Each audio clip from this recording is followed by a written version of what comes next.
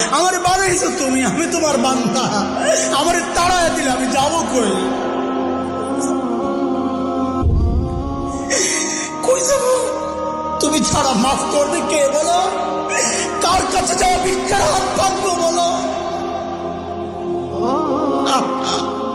কি দোয়া শিখাইয়া দিচ্ছেন নবী ভাই, কি দোয়া শিখাইয়া দিচ্ছেন।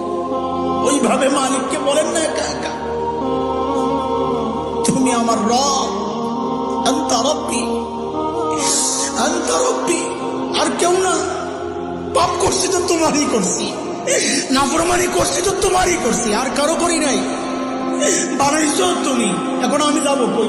করে ফেলছি, এখন যাবো কই বলো? কি সুন্দর কথা।